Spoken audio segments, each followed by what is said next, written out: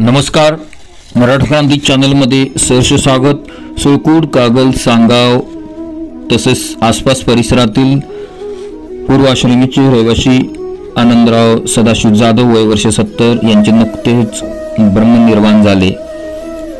त्यांच्या पश्चात 2 भाऊ 2 बहिणी, सुना, नातवंडे व मोठा आप्तस्वकीय तसेच ब्रह्मकुमार संस्था येथील सर्व भाई बहीण असा मोठा आप्तस्वकीय आहे। बीके आनंदभाई यांनी आयुष्यभर अनेक ठिकाणी आपले कष्टप्रधान जीवन जगले। पूर्वी अनेक खाजगी नोकरी करत असताना त्यांनी अध्यात्म आणि जीवन जगण्याची कला याविषयी शोध घेत असताना त्यांना त्यांचे अंतर्क्य शक्तीने प्रजापिता ब्रह्मकुमारी विश्वविद्यालय येथे त्यांनी अध्यात्माचे ज्ञान विलासवर्तीने परिपूर्ण ज्ञान घेतले।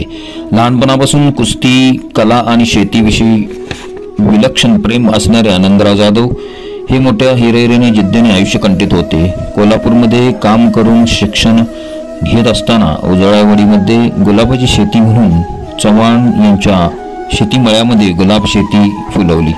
कोल्हापूर शहरात कमवा आणि शिका असे महाविद्यालयीन शिक्षण पूर्ण झाले। पुढे त्यांना लग्न करायचे नव्हते असे त्यांनी निश्चय केला आणि प्रजापिता ब्रह्मकुमारी विश्वविद्यालय यांचे मुख्य कार्यालय माउंट आबू येथे आहे, तेथे त्यांनी 50 एकर असलेली जमीन माउंट आबू येथील पायथ्याशी शांतिवन म्हणून फुलांची बाग फुलवली। आनंदराव जाधव म्हणजे बीके आनंदभाई यांनी विविध कलमे, गुलाब फुले तसेच विविध पुष्प यांची कलमे तयार करून या मळ्याला शांतिवन असे नाव देण्यात आले।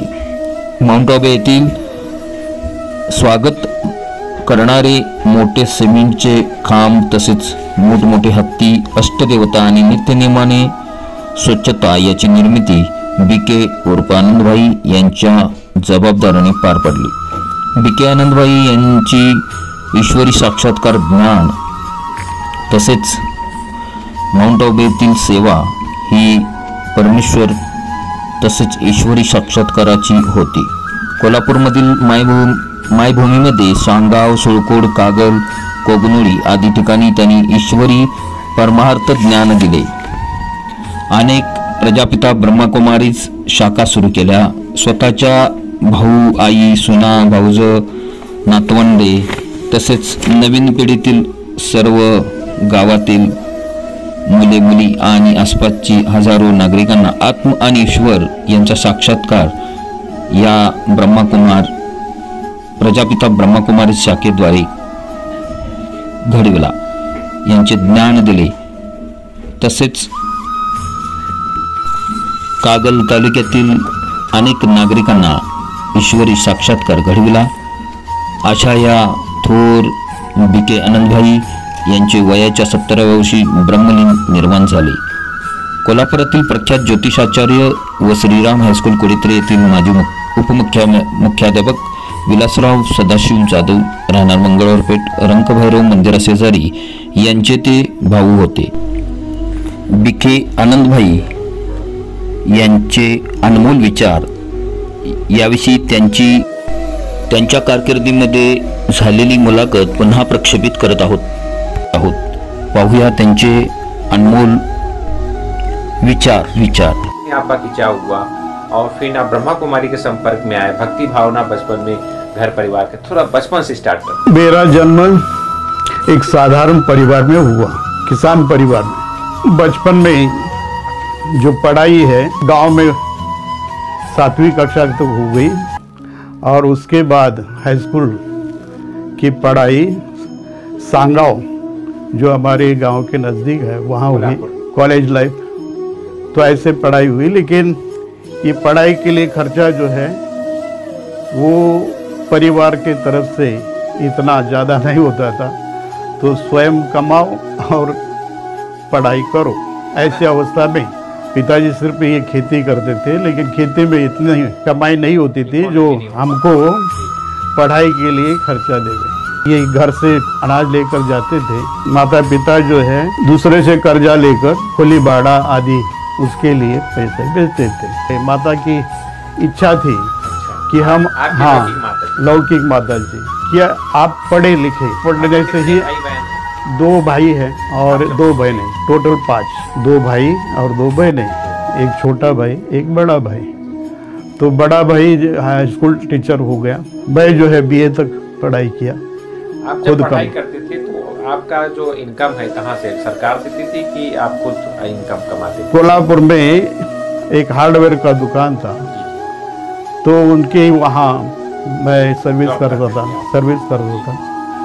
और शाम के नाइट कॉलेज में जाकर के पढ़ाई करता था। ऐसे कुछ समय जो है मौसी के घर में भी रह करके पढ़ाई की, तो ऐसे पढ़ाई हुई।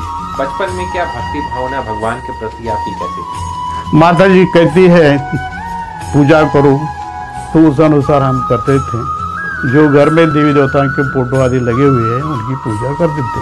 वैसे मंदिर में जाते थे, नमस्कार करते थे, लेकिन भगवान है इसके ऊपर हमारी इतनी श्रद्धा नहीं थी। लोग करते इसलिए करते थे। तो मंदिर के आगे से जाते हाथ ऐसे नमस्कार जरूर करते थे, क्योंकि हम सोचते थे कि भगवान अगर होगा और उसका अगर हम सम्मान नहीं रखें तो वो हमको श्राप न देवे, इस भाव से हम नमस्कार आदि करते थे, पूजा आदि करते थे। लेकिन इतनी श्रद्धा नहीं थी कि भगवान इस सृष्टि पर है, क्योंकि हम समझते थे कि दुनिया में इतना भ्रष्टाचार और पापाचार चल रहा है, जो सच्चाई से व्यवहार कर रहा है वो और ही अधोगति को जा रहा है। तो इसलिए भगवान अगर होता तो ये सब ठीक कर देता। तो ऐसे चलते समय 1976, तो उसके पहले मेरी यही मानव जीवन का यही लक्ष्य था कि अगर जीवन में सफलता प्राप्त करनी है तो पैसा कमाना उस समय पड़ेगा। आपकी क्या उम्र होगी? हाँ, 25 साल।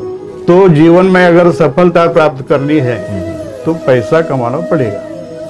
जिसके पास पैसा है उसको मान मरातब है, और पैसा से ही वो सुख साधन खरीद करके उसका आस्वाद लेकर वो सुखी बन सकता है। उस समय ये पिक्चर भी लगी थी कि सबसे बड़ा रुपया,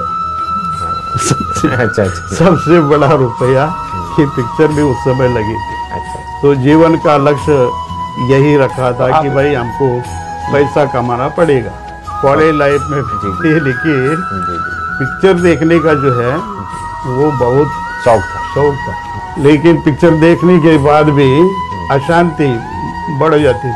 बाकी ज्ञान में आने के बाद सारा परिवर्तन। तो उस समय आप संग दोस्त में आकर व्यसन वगैरह करना, बीड़ी सिगरेट पीना, ये सब बच्चों के संग में आकर के वो मसाले वाली बीड़ी वगैरह कभी टेस्ट करते थे, लेकिन इतना। फिर आपने उसको बाद में ज्ञान में आने के बाद ज्ञान में, हाँ, 1900 दोनोडे फाटा